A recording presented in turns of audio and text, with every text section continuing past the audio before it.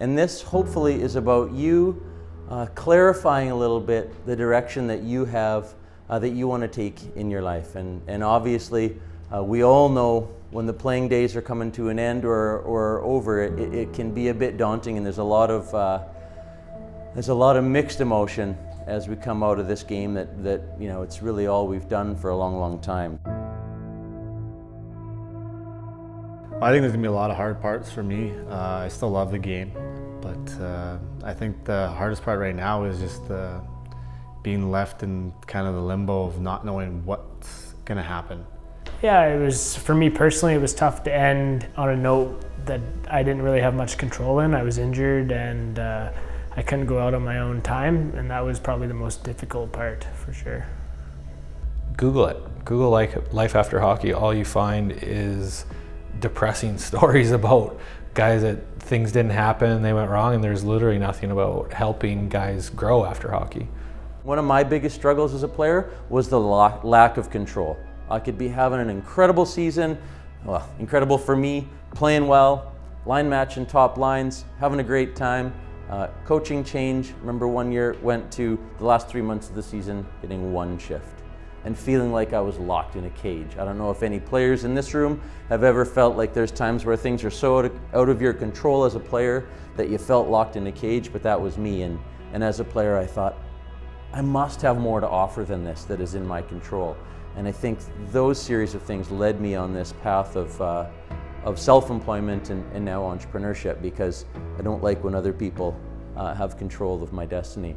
You know, what my biggest fear was leaving the game and not being sure if I was ready to do so. Like, I think I still had a few years to play, whether maybe not in the National League, but overseas. And once you step away, it's really tricky to come back. So it was the fear of kind of maybe not making the right decision. Leaving the game itself, I'll miss the entirety of it, the competition, the smell of the ice, the camaraderie with the guys. But I hope to find something new that'll give me that same joy. The common challenges have just been really striking. And so, like I said, what we're trying to do is identify some of those challenges, figure out what's in our control, and maybe how we can move on from there. So there's this idea of a paradigm. A paradigm is the way that you see the world. And so the way you're seeing the world is all of a sudden, maybe, for some of us, feeling a little bit alone, like what happened to that structure? What happened to that guidance? What happened to that, to those people looking out for me?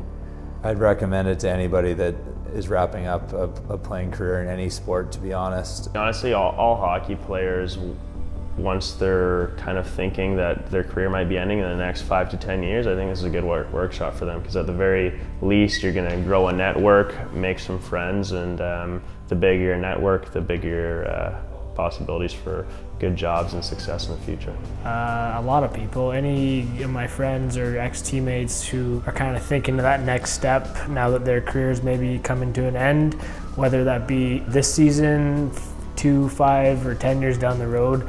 I think something that we learned today was that it's never too early to start planning, and our careers do come to an end eventually. So it's important to have that in the back of your mind.